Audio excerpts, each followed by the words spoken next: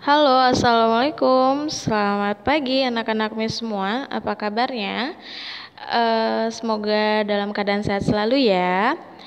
Tidak letih-letihnya, Miss selalu mengingatkan anak-anak Miss untuk penting menjaga kesehatan, apalagi dengan kondisi kita saat ini yang benar-benar menjaga kesehatan itu sangat penting ya. Sehingga kita sama-sama berdoa semoga keadaan ini segera membaik dan kita bisa beraktivitas belajar mengajar di sekolah seperti biasa. Amin ya rabbal alamin. Oke, kembali lagi bersama Miss Gaby dalam pembelajaran bahasa Indonesia. Nah, di sini pertemuan-pertemuan minggu kemarin kita sudah membahas ya tentang di tema 7 itu teks pidato, membuat kerangka pidato. Terus anak-anak Miss menggali kerangka pidato, menggali isi dari kerangka pidato, terus menulis teks pidato dan lain-lain. Nah, untuk itu pada pertemuan hari ini kita masuk ke tema 8 dengan judul tema yaitu Bumiku.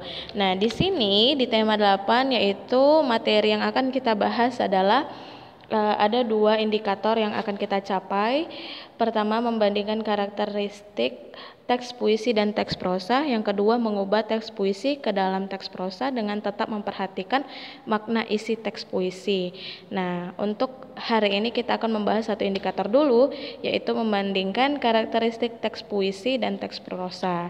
Pastinya sebelum kalian masuk ke indikator yang selanjutnya, yaitu mengubah teks puisi dan ke dalam teks prosa, tentunya kita harus mengenal terlebih dahulu apa sih yang dimaksud dengan teks puisi dan apa sih yang dimaksud dengan teks prosa, sehingga anak-anak Miss paham jika ketemu suatu karya sastra bisa menentukan ini adalah puisi dan ini adalah prosa, begitu. Oke? Kita lanjut. Nah, apakah yang dimaksud dengan puisi dan prosa? Pernahkah anak-anak Miss mendengar puisi dan prosa? Atau ada anak-anak Miss kemarin waktu lomba kita 17 Agustusan yang waktu kita masih aktif belajar mengajar, ada yang membaca puisi. Nah, itulah yang dimaksud dengan puisi. Lalu prosa yang bagaimana, Miss? Tenang, kita akan bahas tentang perbedaan antara puisi dan prosa sehingga kalian mengetahui dapat membandingkan apa sih karakteristik atau ciri-ciri dari puisi dan prosa yang membedakan antara puisi dan prosa, begitu. Oke, kita masuk puisi. Puisi adalah karangan yang ditulis dengan bahasa yang singkat, padat, dan indah. Maksudnya indah ini seperti apa, Miss? Jadi di dalam puisi kamu akan menemukan diksi. Diksi itu adalah pilihan kata yang digunakan untuk menyusun puisi.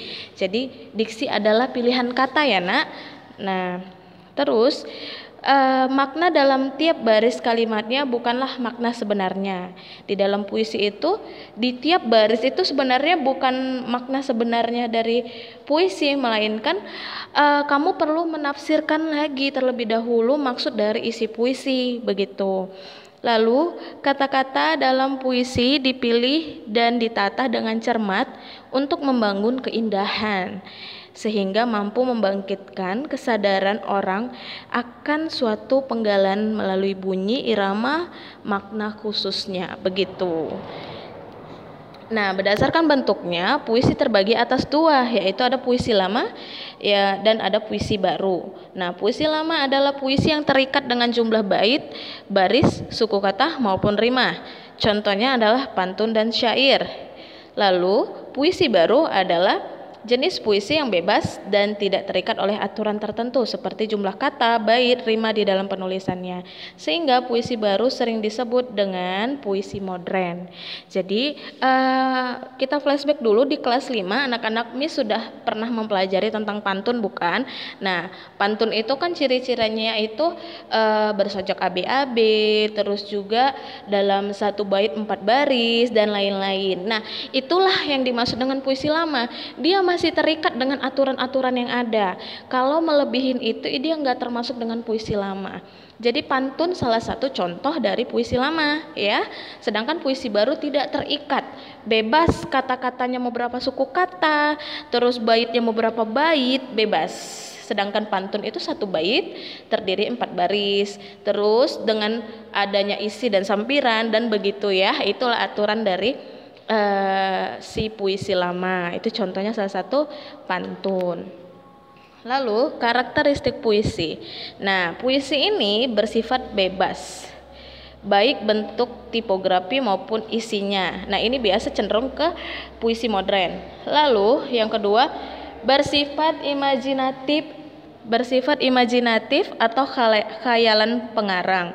Dan yang ketiga yaitu ambiguitas, memberikan banyak penafsiran dan menggunakan diksi ataupun pilihan kata tertentu.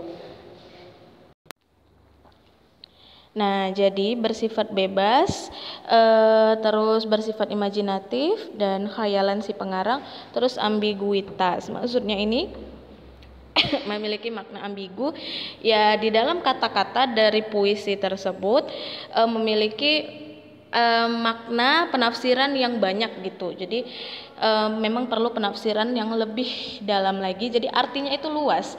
Jadi belum tentu di dalam tulisan satu baris itu maknanya itu sama gitu, melainkan kamu perlu penafsiran terlebih dahulu begitu. Kita lanjut ke prosa. Prosa adalah karangan biasa berbentuk paragraf-paragraf dengan bahasa yang runtut dan jelas. Nah, jadi prosa adalah karya sastra yang berbentuk cerita, tidak mengandung rima, bait, terus mengandung seperti lirik dan lain-lain. Jadi memang tidak, dia bebas, dia seperti prosa menggunakan bahasa sehari-hari yang tidak terlalu banyak menggunakan majas seperti puisi, ya, atau gaya bahasa istilah dari majas. Jadi itu yang dimaksud dengan prosa. Beda ya prosa dengan puisi. Nah, untuk itu kita masuk ke jenis-jenis prosa. Yang pertama adalah prosa fiksi atau dikenal dengan prosa lama. Adalah prosa yang belum terpengaruhi budaya barat, seperti berkaitan dengan cerita istana sentris, sifatnya menghibur masyarakat, tidak menggunakan struktur kalimat dan bersifat kedaerahan. Contohnya seperti anak-anak MIS pernah mendengar mitos, legenda, fabel, sage, terus jenaka, terus dongeng, hikayat dan lain-lain. Nah, jadi berkaitan dengan contoh-contoh tersebut itu kan cenderung berkaitan dengan cerita-cerita zaman dahulu yang berkaitan dengan tentang kerajaan-kerajaan, ya, bersifat kedaerahan, dongeng-dongeng dari tiap daerah dan semacamnya. Nah, itu termasuk jenis prosa lama. Jadi dia belum terpengaruhi budaya barat ya, Nak. Lalu yang kedua adalah prosa non-fiksi atau prosa baru. Nah, prosa yang ditulis bebas tanpa aturan yang membelenggunya. Contohnya itu seperti artikel, esai, resensi, riwayat, tajuk rencana, dan lain-lain. Nah, artikel ini seperti karangan yang berisi uraian, terus tajuk rencana bersifat argumentatif atau pendapat gitu yang ditulis oleh redaktur media massa mengenai hal-hal yang faktual atau fakta.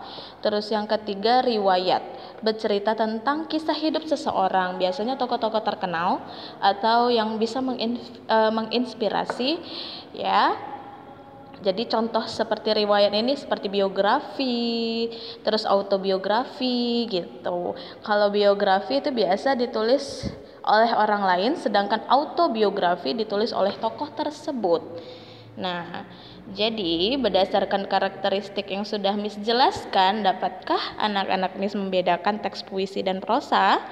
Miss harap anak-anak Miss paham ya apa yang dimaksud dengan puisi dan prosa. Oke, jadi Miss tugaskan anak-anak Miss untuk mencari perbandingan. Tuliskan perbedaan puisi dan prosa di buku tulis bahasa Indonesia kamu. Dikumpul Sabtu depan Dan jika ada yang kurang dimengerti bisa tanya langsung sama Miss melalui kolom komentar Google Classroom kita atau WA pribadi Miss ya. Sekian dulu penjelasan Miss mengenai membandingkan karakteristik antara puisi dan prosa. Semoga anak-anak Miss paham dan jangan lupa tugasnya. Oke, Assalamualaikum warahmatullahi wabarakatuh.